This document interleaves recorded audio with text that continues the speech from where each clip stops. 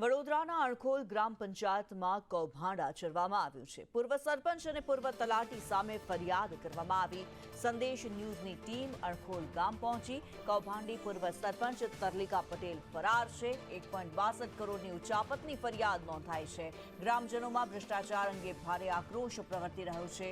School અને આંગણવાડી જર્જરિત હાલતમાં છે। ગામમાં પ્રાથમિક સુવિધાઓનો અભાવ છે। ગામના લોકો તળાવના પાણી પર નિર્ભર છે, ત્યારે વર્તમાન તલાટી જગદીશ સાધુનું નિવેદન સામે આવ્યું। કૌભાંડ સાબિત કરે તો રાજીનામું આપીશ।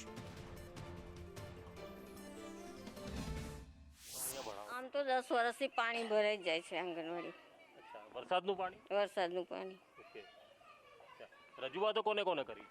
પંચાયતને કરેલી જ છે, તો કે મંજૂરી આવે એટલે બનાવી દઈશું એમ। અચ્છા, હજી તલ્લિકાબેન પટેલ હતા, પહેલા સરપંચ હતા, તે પણ તમારા સંપર્કમાં હશે, કારણ કે તમે તો વર્ષોથી આંગણવાડી ચલાવો છો। હા તેમને કોઈ રજૂઆત કરી હોય? હા, એમને પણ રજૂઆત કરેલી જ હતી। તે ટાઈમથી જ કહે છે કે મંજૂરી આવે એટલે બનાવી દઈશું એમ। ગામનો વિકાસ। અચ્છા, કઈ રીતે તમે આ ગામમાં શું ઈચ્છો છો, શું થવું જોઈએ ગામમાં? ગામમાં સ્કૂલ નવી થવી જોઈએ ને છોકરાઓને ભણવા માટે, જે કરીને આગળ વધી શકે ભણીને। 2018 થી 2022માં જે સરપંચ હતા તલ્લિકાબેન પટેલ, તેમણે તો 1.62 કરોડનો ભ્રષ્ટાચાર કરી નાખ્યો। ફરિયાદ દાખલ થઈ છે, પરંતુ વાસ્તવિકતા અણખોલ ગામની એ છે કે સ્માર્ટ સિટીથી નજીક આવેલું આ ગામ છે, અને અહીંયા હજુ પણ વર્ષો જૂની જે પરંપરા હોય કે નદીમાં જે ગામમાં તળાવ હોય ત્યાં જે કપડાં ધોવાના હોય ને ત્યાં જ નાહવા ધોવાનું મહિલાઓ માટે હોય, એ જ પરંપરા હજુ પણ છે।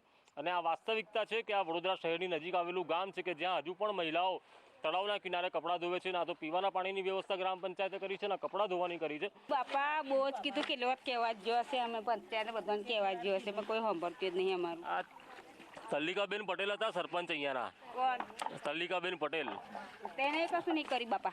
અચ્છા, એમની સામે ફરિયાદ થઈ છે 1.5 કરોડનો ભ્રષ્ટાચાર કર્યા। ભેગો થયો હતો મીટિંગ બધા થઈ હતી, મીટિંગ ભેગી થઈ હતી જ ને, એવું આપણને ખબર નહીં, ફરિયાદ દાખલ થઈ છે પોલીસ સ્ટેશન? એવું ખબર નહીં હવે। અચ્છા, તો એ વિકાસ માટે કામ કર્યું તો લાગે ને તમને? આ ઘરમાં કપડાં ધોવા મળત કે પીવાનું પાણી મળે? હા, લાગે જ ને।